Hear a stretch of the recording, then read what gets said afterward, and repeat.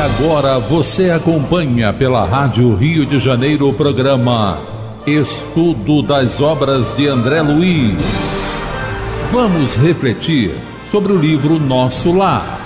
Produção e apresentação, Tereza Cristina e Marco Antônio.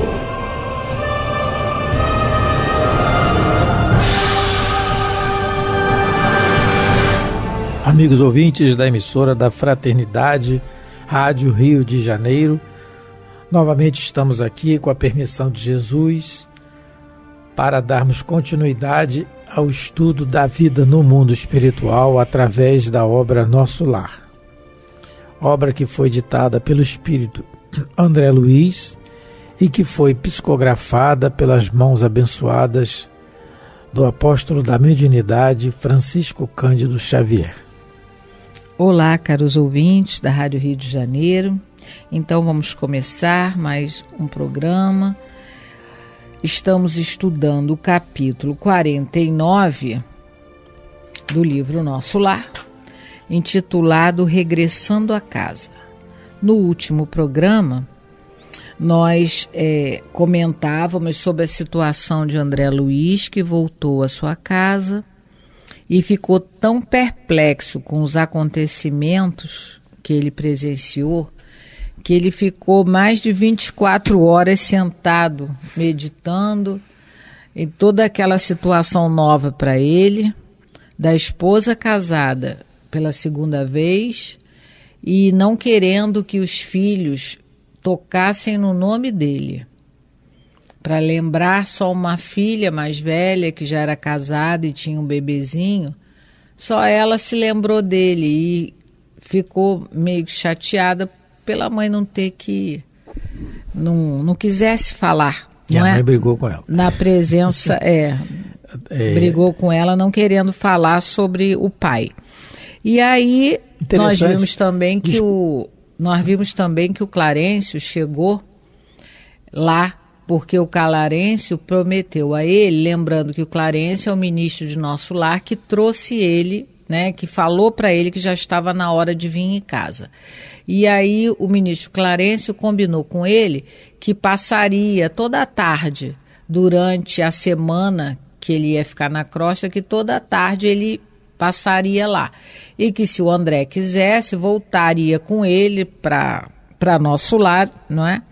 E aí, quando o Clarencio chega, foi isso que nós vimos no último programa, mais especificamente, o Clarencio fala para ele: olha, meu filho, agora eu não tenho mais nada a te falar. Tudo que você podia aprender conosco, você aprendeu, né? Como quer dizer para ele: olha, agora a prova é sua, é o seu teste, é a sua oportunidade. E ele só deixa assim uma frase para que ele se lembre, né? Você deve se lembrar sempre da recomendação de Jesus: amar a Deus sobre todas as coisas e ao próximo como a nós mesmos. Que quando a gente consegue vivenciar essa mensagem de Jesus, tudo melhora na nossa vida. É a única coisa que ele falou para ele, não disse mais nada, porque agora ele precisava dar o testemunho dele, né? E nós terminamos o último programa comentando sobre essa visita do Clarencio e esse conselho, né, que foi dado para o André Luiz. Aí agora nós vamos começar a ler a partir do parágrafo 33. Antes de você começar, só lembrando que a gente está no capítulo 49 do livro Nosso Lar, né? E também eu estava aproveitar para o comentário que a Tereza fez, a surpresa que ele teve, quer dizer, a perplexidade que ele ficou, foi, se a gente for comparar, talvez tenha sido maior do que a chegada dele no umbral. Não é? André Luiz nunca deu importância para a religião, ele mesmo fala isso, e, no entanto, ele se viu numa situação tormentosa quando desencarnou. Mas a perplexidade realmente dele é aqui, dizendo para nós que é um ensinamento para nós, né? Do que pode nos aguardar com relação à continuidade da vida, né? Muitas coisas que a gente talvez não se prepare tanto e é bom se preparar. E isso que o Clarencio disse para ele, todos nós um dia vamos ter que experimentar, porque nós estamos estudando a doutrina espírita, o Evangelho de Jesus, e vai chegar uma hora que a gente vai ter que dar o nosso testemunho também, como ele está dando, igualzinho. Então todos nós teremos, se já não passamos por uma situação dessa, talvez passemos outra vez ou passaremos pela primeira vez, mas todos nós, sem exceção na Terra, principalmente aqueles que já detêm algum conhecimento espiritual, seja em que religião for, nós também vamos ter que dar esse testemunho que ele está dando, porque a gente estuda, a gente fala de Jesus, a gente estuda, mas a gente realmente só vai saber se já é uma conquista se a gente conseguir fazer o certo, fazer aquilo que Jesus nos orienta. Então, para ele chegou o momento e para todos nós também um dia vai chegar, se já não chegou. Então, vamos começar a ler. Agradeci sensibilizado e pedi que me não desamparasse com o necessário auxílio. Clarencio sorriu e despediu-se. Então, em face da realidade, absolutamente só no testemunho, comecei a ponderar o alcance da recomendação evangélica e refleti com mais serenidade. Quando ele diz aqui que ele estava absolutamente só no sentido não de estar abandonado ou sozinho, é só porque era ele com ele mesmo, ele tinha que dar a resposta, ninguém podia ajudá-lo nessa tarefa, porque tem tarefas que a gente conta com a colaboração de muitas pessoas, né, ou de alguma pessoa, mas tem tarefas que são só nossas. Aqui, a dele era particularmente dele, e ninguém poderia fazer o que ele precisava fazer, ninguém. Então, porque a gente sabe que todos nós temos amigos espirituais que velam por nós. Se a gente se lembrar, lá no começo do livro, quando ele estava trabalhando, a dona Laura disse para ele que acompanhou ele o primeiro dia de trabalho e ele não viu.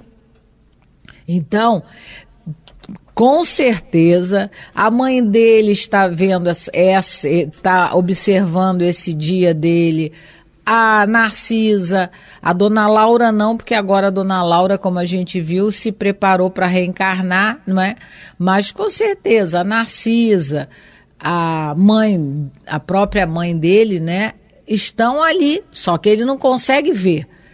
Como ele não conseguiu ver a dona Laura no primeiro dia do trabalho, e ela diz que acompanhou ele o tempo todo. Então, esse só, quando ele diz aqui, absolutamente só no testemunho, é nesse sentido, ele com ele mesmo, aí ele tinha que resolver, não adiantava a decisão, porque é uma decisão íntima, não é? Ele tem que resolver um problema sentimental dele, e os nossos problemas sentimentais, intelectuais, a gente pode receber ajuda, mas os sentimentais e emocionais, não tem como, não é? Como dizem os mais antigos, coração é terra que ninguém pisa. Então, é a gente com a gente mesmo. Então, ele começou a pensar naquilo que o Clarencio disse para ele: meu filho, só não se esqueça de uma coisa, amar a Deus sobre todas as coisas, é o próximo como a si mesmo. Então, ele parou para refletir um pouquinho sobre isso. Afinal de contas... Amor, deixa eu só comentar um pouquinho aqui sobre isso aqui. Sobre o só? Também. É porque antes ele fala assim, agradeci e pedi que não me desamparasse. Logo adiante ele fala que absolutamente só no testemunho. Então, um raciocínio emendando no outro. Ao mesmo tempo que a gente pede um amparo, isso a gente pode raciocinar com a oração, com a prece, né? E aí com a oração, que é a nossa comunicação sempre permanente com os bons espíritos e com Jesus, é claro. E no momento que a gente ora e pede o auxílio, a gente está pedindo um auxílio, uma companhia. Mas logo em seguida ele fala que está só no testemunho. E como a Teresa colocou, Então, não parece uma contradição, mas não é. Porque os espíritos auxiliam, mas o testemunho é nosso. E o exemplo disso maior foi de Jesus, realmente, porque ele aceitou a ajuda do Cirineu. A gente até anotou aqui para lembrar, a ajuda do Cirineu na sua ida ao Gólgota, né, com o madeiro da infâmia, vamos dizer assim, né? Mas quem carregou até o final foi ele, quem foi pregado na cruz foi ele, o testemunho era dele, no sentido de que o testemunho é pessoal e auxílio dos bons espíritos a gente sempre tem, mas o testemunho é nosso porque o aprendizado tem que ser nosso, porque os espíritos bons que nos auxiliam, eles também já passaram pelo testemunho e venceram. Então um dia nós vamos vencer também, não é assim? Então o testemunho é nosso, né, nessa questão aqui. Então absolutamente só no sentido de que, como a Teresa colocou, o testemunho ser pessoal, mas sempre com o auxílio dos bons espíritos. Isso. E aí ele começou a pensar com ele mesmo. Afinal de contas, por que condenar o procedimento de Zélia? E se fosse eu o viúvo na terra, teria acaso suportado a prolongada solidão? Não teria recorrido a 1000 pretextos para justificar novo consórcio? E o pobre enfermo, como e por que odiá-lo? Não era também meu irmão na casa de nosso pai? Não estaria o lar talvez em piores condições se Zélia não lhe houvesse aceitado a aliança afetiva? Preciso era, pois, lutar contra o egoísmo feroz. Jesus conduzira-me a outras fontes. Não podia proceder como homem da terra. Minha família não era apenas uma esposa e 3 filhos na terra. Era, sim, constituída de centenas de enfermos nas câmaras de retificação. E estendia-se agora à comunidade universal. Dominado de novos pensamentos, senti que a linfa do verdadeiro amor começava a brotar das feridas benéficas que a realidade me abrira no coração. Então, o André Luiz termina esse capítulo fazendo as meditações e se colocando no lugar do outro. Por isso, a gente lembra das sábias palavras de Jesus. Não fazer ao outro o que você não gostaria que o outro te fizesse. Então, isso quer dizer o quê? A gente sempre tentar se colocar no lugar do outro, na compreensão dos atos da pessoa. E aí, ele está fazendo isso. É um exercício que ele está fazendo, que todos nós devemos fazer, tentar de alguma maneira se colocar no lugar do outro. Se nós estivéssemos naquela situação que a gente está recriminando, será que a gente faria diferente? Não é fácil a gente fazer isso toda hora, porque o nosso orgulho é maior, mas o certo é isso, fazer esse tipo de análise que o André Luiz está fazendo. No comportamento que nós criticamos, que a gente tem de se colocar e ver sinceramente se a gente daria outra resposta do que aquela que a gente não gostou, por exemplo. Entender a situação. Então, é o que ele está fazendo aqui. Esse capítulo termina com essas ponderações e ele consegue, pelo menos, aceitar que ele é muito egoísta. Ainda, não é? Ele ainda tem um comportamento egoísta, porque antes talvez ele achasse isso super normal. E por isso ele foi preparado aquele ano todo lá em Nosso Lar para ver as diversas situações de relacionamentos conjugais, né? Para ele entender e começar a meditar melhor, não é? Que ninguém é dono de ninguém. A dona Laura, quando dá para ele noções de lar, ela dá uma explicação muito boa. E ele, isso tudo que aconteceu durante o livro, toda essa preparação, e aí a gente vê o carinho dos benfeitores, tudo para preparar ele para esse dia. E lembrando que trouxeram ele em casa no dia que o moço estava doente e obsediado, porque já conheciam o comportamento do André Luiz e eles sabiam, os mentores, né, que se trouxesse em outra época, numa época de uma festa, tivesse todo mundo rindo, brincando, bebendo, ele talvez não desse essa resposta com tanta facilidade. Talvez desse, mas não com tanta facilidade, quer dizer, facilidade entre aspas, que a gente está vendo que ele está pensando, meditando, chorando, não é?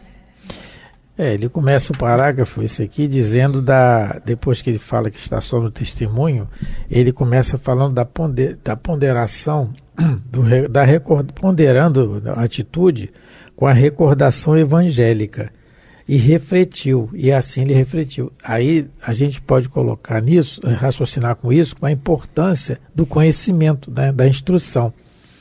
Então, quando a gente estuda, por isso que é importante a gente não somente ler, mas estudar, porque esse estudo vai fazer com que a gente reflita, como aconteceu com o André Luiz, na hora do testemunho. E é o conhecimento que a gente tem, não é? Da ponderação evangélica, da religiosidade com que a gente raciocina. No caso aqui com o Espiritismo, fica uma coisa bem mais esclarecedora para nós, que já conseguimos entender a proposta que o Espiritismo traz. E mais adiante ele vem falando das interrogações, né? De se colocar no lugar do outro, da Zélia e do Ernesto. O nome disso é empatia, né? Empatia é você compreender, você se colocar no lugar do outro. E no Evangelho segundo o Espiritismo, no capítulo 11, amar ao próximo como a si mesmo. Allan Kardec coloca no item, depois que ele fala do mandamento maior, que é fazermos aos outros o que queiramos que os outros nos façam, não é? E no item 4, ele coloca que amar ao próximo como a si mesmo, fazer pelos outros o que quereríamos que os outros fizessem por nós, é a expressão mais completa da caridade, porque resume todos os deveres do homem para com o próximo. Não podemos encontrar guia mais seguro a tal respeito, que tomar para padrão do que devemos fazer aos outros aquilo que para nós desejamos. E mais adiante ele diz que a prática dessas máximas tende à destruição do egoísmo. Então, é a grande prova do André Luiz e que acontece conosco, vez por outra acontece, né, pela misericórdia de Jesus, para que nós comecemos a treinar esse raciocínio, essa reflexão, recordando os ensinamentos evangélicos, porque é a destruição do egoísmo, que é o grande mal nosso, né? Da onde deriva todos os males, segundo os Espíritos falam. Então, todas essas interrogações que ele faz, ele está raciocinando, ele está pensando, né? O que não é fácil, não deve ter sido, nossa senhora, coitado, não deve ter sido fácil não, mas é assim mesmo, isso vai acontecer, já aconteceu, acontece e vai acontecer conosco, isso para que nós possamos treinar isso e aprender, né? Não tem outro jeito. Quando estava estudando, eu lembrei do livro em que o André Luiz vai abrir um pouco também sobre esse assunto, mostrando a postura de uma pessoa que desencarna e se torna um obsessor só porque o marido casou de novo e o filhinho morreu. Está no livro Entre a Terra e o Céu, no capítulo 23. Nesse capítulo, o Clarencio, que é o mentor do livro, o mentor de André Luiz nesse livro, o mentor de André Luiz, ele está tentando ajudar um processo obsessivo numa família e ele convoca a irmã Clara, que é um espírito já algo equilibrado, evoluído, e para conversar com a Odila, que era a primeira esposa do Amaro, que é o personagem do livro. Então, tem 2 pedaços aqui que eu vou ler, muito interessante, que a irmã Clara fala para Zulmira, porque ela, não é, no caso, ela vai agir de maneira contrária que o André Luiz agiu em nosso lar. E ela fala assim: Odila, O ciúme que não destruímos enquanto dispomos da oportunidade de trabalhar no corpo denso, transforma-se em aflitiva fogueira a calcinar-nos o coração depois da morte. Então, toda pessoa que durante a encarnação, em família, não controlou o seu ciúme, seja do cônjuge, dos filhos, não é? Dos parentes, vai ter problema na desencarnação. E aí ela coloca: acalma-te. A mulher de carne que eras precisa agora oferecer lugar à mulher de luz que deves ser. A porta do lar terrestre, onde te supunhas rainha de pequeno império sem fim, cerrou-se com os teus olhos materiais. A passagem na terra é um dia na escola. Todos os bens que desfrutávamos no mundo de onde viemos constituíam recursos do Senhor que nos concedia a título precário. Por lá, raramente nos lembramos de que o tesouro do carinho doméstico é algo semelhante à sementeira preciosa, cujos valores devemos estender. Começamos a obra de amor no lar, mas é necessário desenvolvê-la no rumo da humanidade inteira. Temos um só Pai, que é o Senhor da bondade infinita, que nos centraliza as esperanças. Somos, assim, todos irmãos, parte integrante de uma família só. Então, o André Luiz vai abordar novamente o mesmo assunto que a gente tratou aqui no capítulo 49, no livro Entre a Terra e o Céu, capítulo 23. Quando a gente começar a entender, e isso de preferência que seja enquanto estivermos ainda encarnados, quando a gente começar a entender que tudo nos é dado por empréstimo divino, a família, o corpo, não é? Os nossos bens materiais, tudo nos é dado por empréstimo. Nosso é só a alma. Só a nossa alma nos pertence, não é? Então, a irmã Clara, aqui, né, no livro Entre a Terra e o Céu, está tentando mostrar isso para Odila. E que, para quem for ler o livro, que é um livro muito bom, fala muito dessa problemática familiar, a gente vai ver que vai surtir um efeito muito bom. Sem dar spoiler, mas ela vai conseguir abrir os olhos da Odila. E o André Luiz conseguiu, não é, conseguiu fazer essas reflexões a partir, né, de tudo que ele aprendeu em nosso lar. Então ele também, né, ele começou a entender que a Zélia estava sua esposa, os filhos, não é? Estavam seus filhos, quando a gente desencarna, como a irmã Clara fala, tem que ser como a sementeira, porque quando a gente planta alguma coisa, a gente não planta só para a gente planta para o mundo, né? As flores vão ser para todos, né? Para o ambiente, os frutos. Então, que a gente tente agir assim também na vida. Pelo menos vamos começar a pensar nisso. Para isso, o estudo da doutrina espírita, para nos ajudar a viver melhor no corpo e melhor ainda quando a gente desencarnar. Mas estamos chegando ao final do nosso programa de hoje. Conseguimos, né, terminar mais um capítulo e estamos mais pertinho do fim do livro. E hoje, lembrando que hoje nós estudamos o capítulo 49 do livro Nosso Lar.